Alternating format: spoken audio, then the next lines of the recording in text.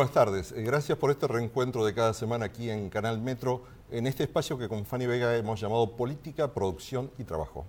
Vamos directamente hacia el fin de año, ¿no? Porque ya hemos empezado con esta segunda mitad del año con mucha actividad, sobre todo en lo político y en lo económico también. En lo económico las dudas, pero como a nosotros no nos gusta quedarnos con dudas, trajimos a alguien que sabe algo más que nosotros. Fernanda Vallejos es una economista, integrante del grupo de la Gran Macro, economistas heterodoxos, y con una gran experiencia en el ámbito de la administración pública, tanto nacional como de la Ciudad de Buenos Aires, en el caso de Fernanda. ¿Cómo estás? Muchas gracias. ¿Qué tal? Gracias a ustedes por la invitación. Bueno. La pregunta es, ¿cómo está la economía? Estamos en un periodo inflacionario, estamos en un periodo recesivo, no nos dan las cuentas para contener el mercado cambiario. ¿Qué pasa con los EDIN? Todo eso se pregunta en la calle. Bueno, la verdad es que afortunadamente, ¿no? La economía está muy bien, la economía está despegando, todos los indicadores dan cuenta de esto. Sabemos que venimos de un 2012 de desaceleración, donde crecimos apenas el 2%. Bueno, este 2013, afortunadamente, la realidad económica es otra. La economía argentina, en el último registro, la actividad del Producto Bruto ha crecido 7%, la construcción ha crecido 7.7% y es el tercer mes consecutivo de crecimiento de este sector, que es muy importante por la dinámica que tiene, porque tracciona además a otros sectores y porque es muy importante en la generación de empleo, con lo cual lo que vos decías del CEDIN, la verdad es que se viene a sumar a una dinámica del sector que ya está en movimiento y por eso creemos que realmente es muy alentador conjuntamente con otros instrumentos que se aplican a este sector, como el programa Procrear, como todo lo que tiene que ver con la obra pública, que es lo que viene traccionando hasta ahora, así que esto se viene a sumar a esa dinámica que ya está moviéndose fuertemente. Este crecimiento que hemos visto, por ejemplo, en la actividad industrial, en la construcción, en la compra de supermercados... Sí. Creció la industria, creció el consumo, las ventas en shopping fueron récord.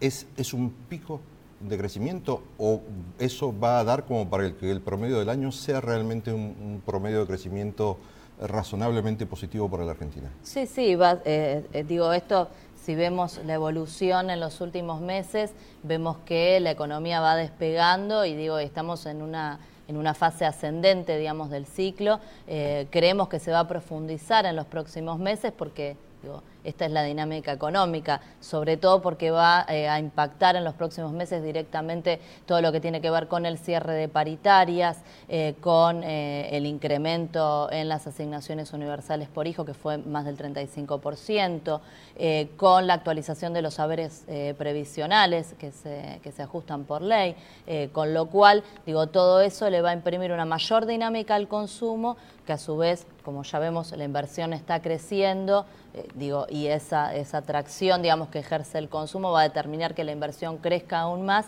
y que por lo tanto la actividad se siga expandiendo a tasas importantes. Fernanda, pero esa dinámica que podría darse y acelerar por lo menos algunos de los procesos, ¿puede empezar a revertir algo que se notó en el 2012, que es que el sector comercial, sobre todo, sufrió mucho? Basta con darse una vuelta por la Ciudad de Buenos Aires y encontrar muchas persianas bajas. Entonces, ¿se puede llegar a dinamizar el comercio de nuevo como para que esta situación se revierta? Bueno, la verdad es que ya se viene viendo, te decía, en los shoppings las ventas en el último registro fueron récord, también fueron muy importante el crecimiento de las ventas en supermercados. No sé, yo salí el fin de semana y te digo que había que buscar un lugar a donde sentarse para comer, por lo menos en la calle Corrientes. Con lo cual, sí, la verdad es que la actividad económica está muy bien y por supuesto esto es muy alentador. Las elecciones de octubre, que van a ser un poco la plataforma, el punto de referencia para la renovación presidencial del 2015, ¿van a encontrar una economía en crecimiento, en franco crecimiento? Sí, seguramente.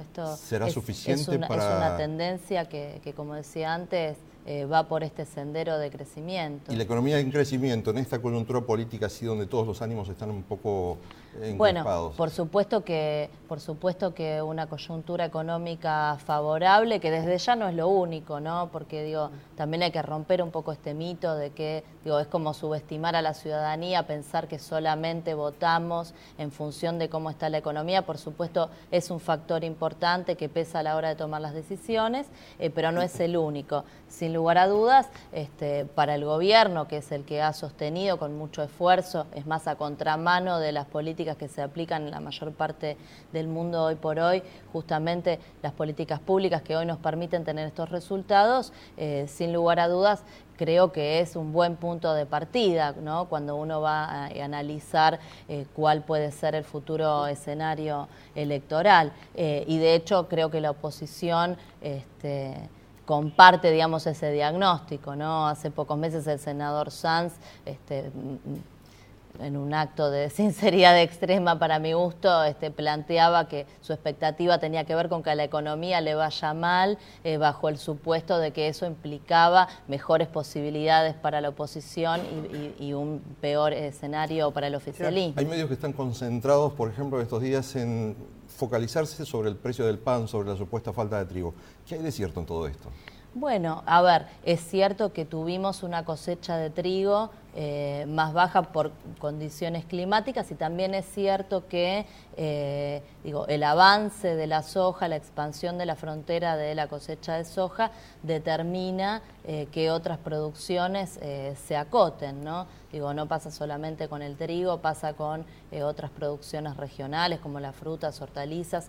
Por eso hemos insistido tanto y tan persistentemente en la importancia de medidas como las retenciones, que no solamente ayudan a desacoplar los precios internos de los internacionales, siendo un componente importante como instrumento antiinflacionario, sino por el peso que tiene la soja, el impacto que tiene sobre el precio de la tierra, ¿no? Que es lo que en gran medida va desplazando otras producciones hacia zonas más marginales y encareciendo también los costos. Alejandra, ¿qué crees que le va a producir a la economía argentina el CEDIN? ¿Va a tener mucho impacto? ¿Qué es lo que espera el gobierno? Mirá, la verdad es que las expectativas, recién empezó ayer a funcionar, sí, digamos, ¿no? Que todavía no empieza ni a cotizar. Pero las expectativas son muy positivas, sobre todo cuando uno atiende a las expectativas del propio sector inmobiliario y de la construcción, tanto grandes grupos inmobiliarios como el sector de los desarrolladores,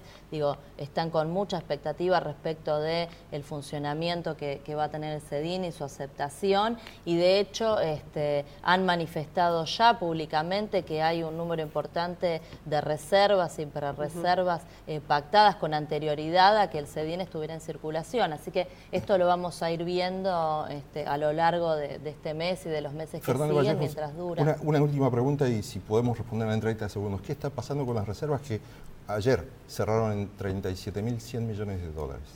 Bueno, a ver, las reservas, primero hay que dejar en claro que estamos en términos históricos con un nivel de reservas muy elevado para lo que es el registro de la acumulación de reservas de la economía argentina.